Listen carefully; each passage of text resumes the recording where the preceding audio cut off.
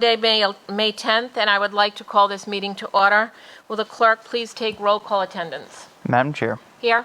Senator Archambault, Senator Raptakis, Senator Burke, Here. Senator Oyer, Senator Lombardi, Here. Senator Casada, Senator Rogers, Here. and Whip de la Cruz. You're muted. Whip. Here, sorry about that. You have 5 members present. There's a quorum. Thank you very much. We have 11 bills scheduled to be heard this afternoon. In keeping with existing virtual protocol for this committee, I would ask for a motion to hold all 11 of these bills before us for further study. Motion made by Senator Rogers, second by Senator Lombardi. Mr. Clerk, will you take a roll call vote, please? Madam Chair, Yes. Senator Burke, Yes. Senator Lombardi, Yes. Senator Rogers, Yes. and Whip de la Cruz. Yes. You have 5 in the affirmative and none in the negative. Thank you. In an effort to utilize both the sponsors and public's time more efficiently while conducting these hearings virtually, I'll ask each of the sponsors, if present, to introduce and explain their bill. I'm going to skip over Senate Bill 312 by Senator Archambault. He's on his way in, so we'll move to the next one. And I don't see Senator Casada yet, so why don't we move to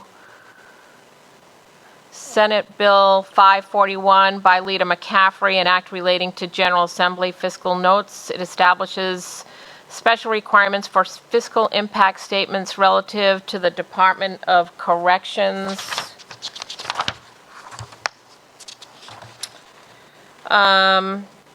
Each bill relating to the Department of Corrections will have a fiscal impact for the current fiscal year.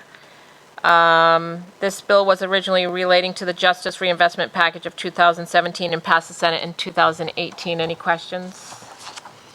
Seeing no questions, I'll move to 672, which is by myself.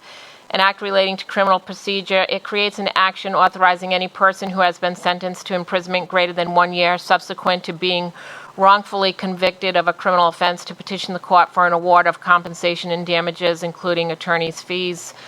We've heard this bill back in 2019, and we'll have, I believe, Mr. Hornoff will be here later on in the public testimony to explain a little bit more about his experience with that. Does anybody have any questions about that bill? Okay, seeing none. The next one is by Senator Burke, Senate Bill number 505. Senator Burke. Thank you, Madam Chair, members of the committee. This act is a bill for the Law Enforcement Officers Bill of Rights, and it makes some language changes in the committee section. It increases the number of members from 3 to 5, and 3 would be permanent, and they're chosen by the Rhode Island Police Chiefs Association, and they're for 3-year terms.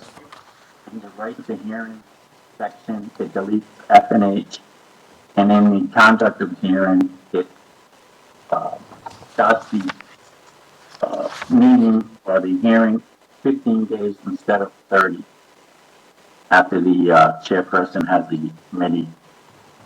And in the suspension, it changes the punishment from 3 days to 5 days. Suspension without pay.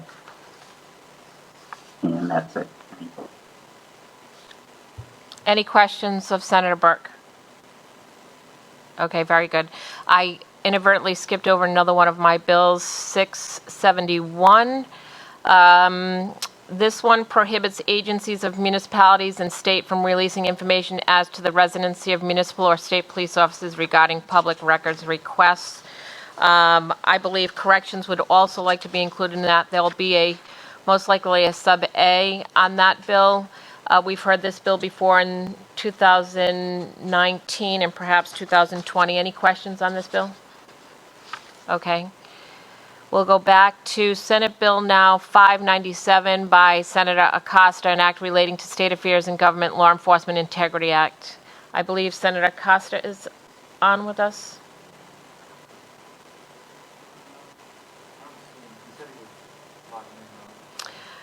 I understand he's logging in. Is Senator... Oh, very good. I believe he's on now. While we're waiting for Senator Acosta to join us, I see Senator Raptakis is here. Yes, could you please mark him present?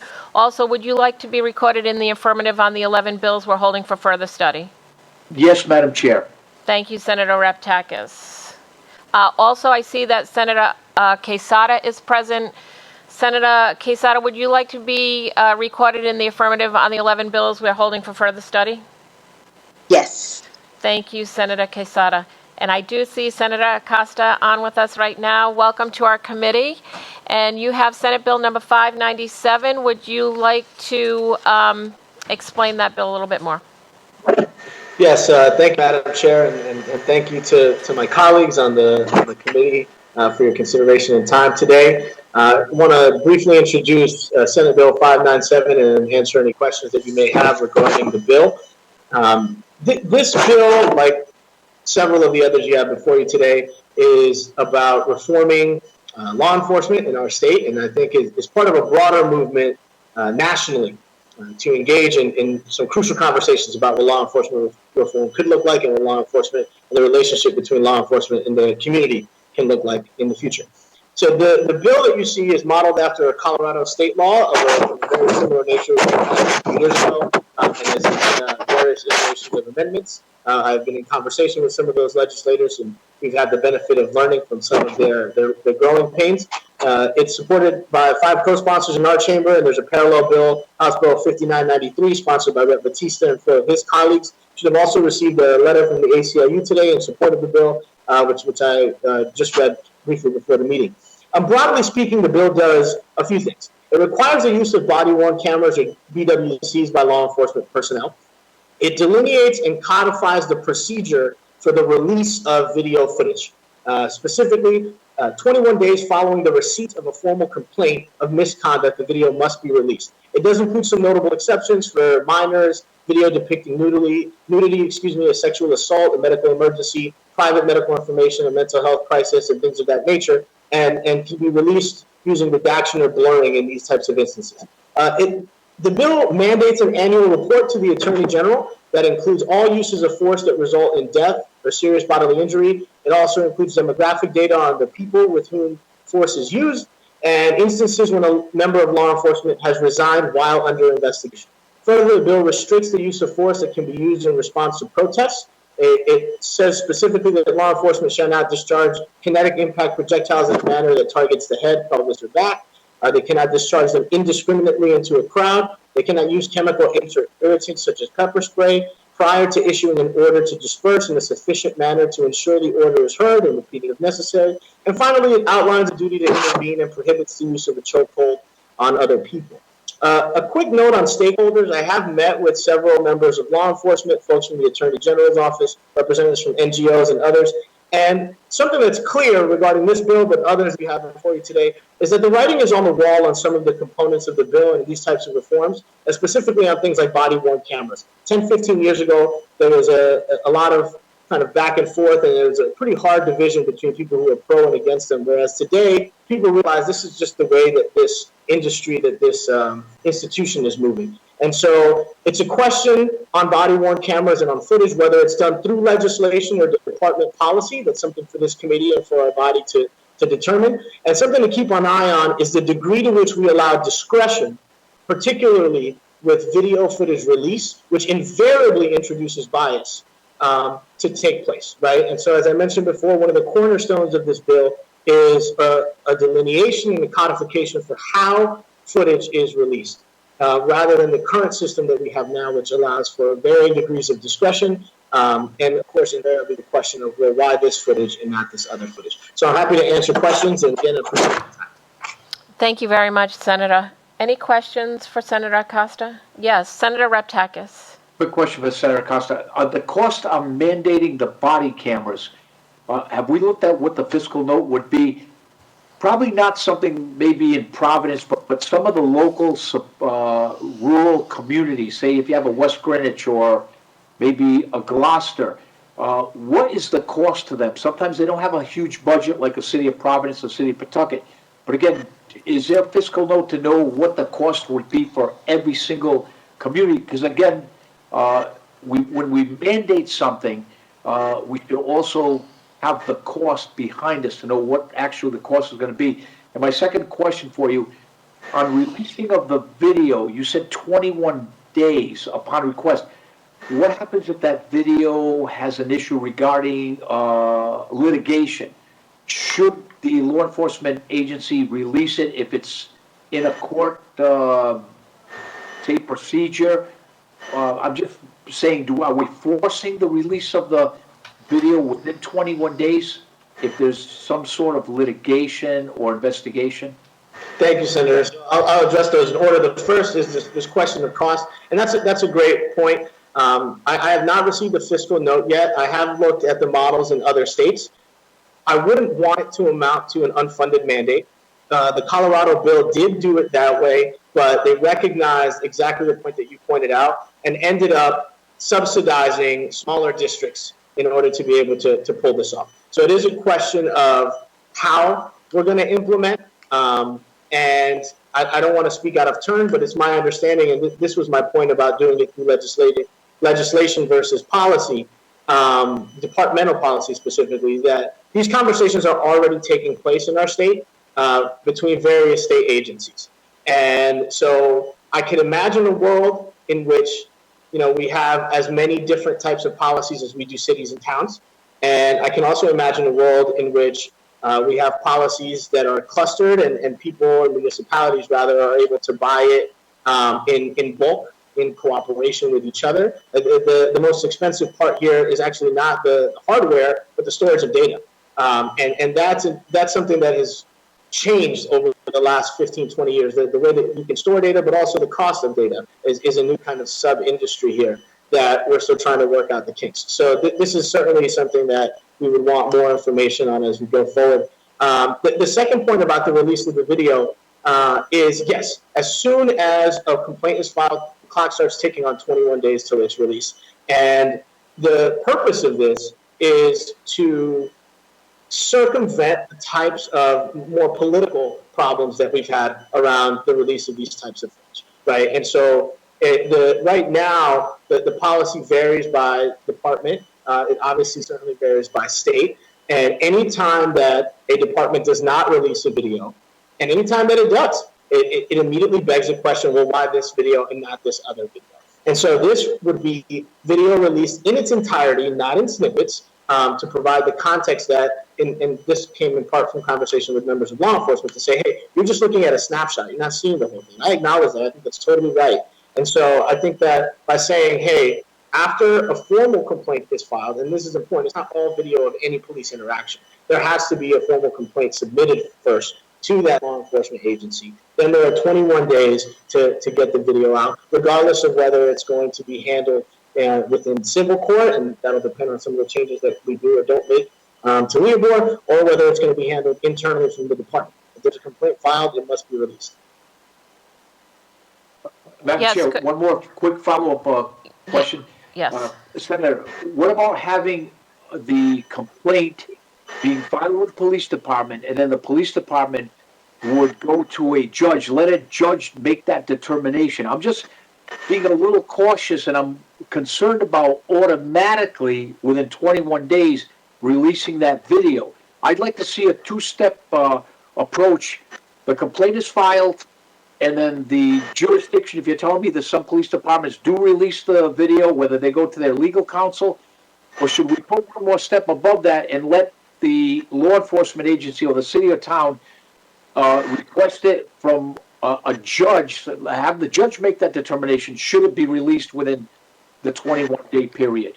It's just out of an abundance of caution. I'm just trying to be very cautious the way we're forcing that information to be released right on 21 days. So, sure, and I would just answer to that we've seen cities burning across the United States because, in large part, we have a problem with discretion on when footage is released and not. And the outrage that you see communities express when they've had to wait a month or 3 months to see something that law enforcement personnel, that the victims themselves had experienced and described, without a clear explanation as to why that video was withheld, is something that we're trying to get around. I think we need to make clear And you'll hear, if you ask law enforcement personnel, them often say that in the majority of cases, the video actually exonerates them. And so if that's the case, I think that we should be making the video widely accessible as quickly as humanly possible so that you don't have these questions or these doubts that end up fueling, in some cases, I would argue, rightful fires. Thank you. Any other questions?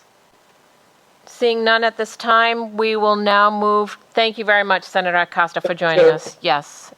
Next, I'm going to move to Senate Bill 773 by Senator Mack, an act relating to state affairs and government law enforcement officers' Bill of Rights. Senator Mack, are you with us?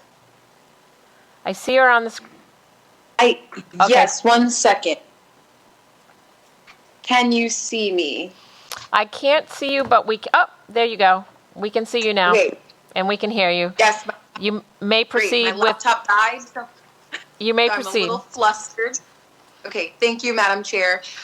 So I am here representing a group of community members who, in November, shortly after my election, came to me after being part of the Leobor conversations happening with the study commission that ended this past December 2020. And one of the main things that I got from those conversations with some of my new constituents and with folks who were kind of pitching ideas of what my campaign would be, what my tenure as a state senator be. Leobor repeal was one of the first things that came up. And it was especially hard to kind of wrap my head around being a new person in office and someone who had spent the majority of the summer of 2020 marching the streets with my neighbors, with some of my former students, my current students, and other activists in the state who were really heartbroken to see not only that we were experiencing a global pandemic, but that we were also experiencing a reckoning, one that had to do with race in America, and a reckoning that had to do with how we can hold the systems accountable to the people who need them to be held accountable to. And these are very difficult conversations, and I remember the first time that police accountability came up. My brother, who is about a year younger than me, he is a National Guardsman. Well, now he's in the military, but at the time he was a college freshman at the University of Missouri, and the way he got to go to college was by joining the National Guard. His freshman year was the same year that there was the Ferguson uprising. He was a young, dark-skinned black man from the South who had to stand guard against people who were fighting against the same brutality that he himself and his friends had experienced in South Carolina, where I grew up. And watching my brother and hearing the news every single day, wondering whether or not my brother, who was one of the military people keeping the streets in Ferguson safe from people who were devastated by the police violence, was one of the most terrifying things to experience and see on the news. And then to fast forward to 2020 and be and feel not only the world change because of the global pandemic, but because of the way in which Black and brown bodies are treated, and the ways in which we community members are not able to hold our police officers accountable. I know this is a very difficult topic for lots of people to, one, wrap their heads around, to reckon with, but I think it's an important conversation that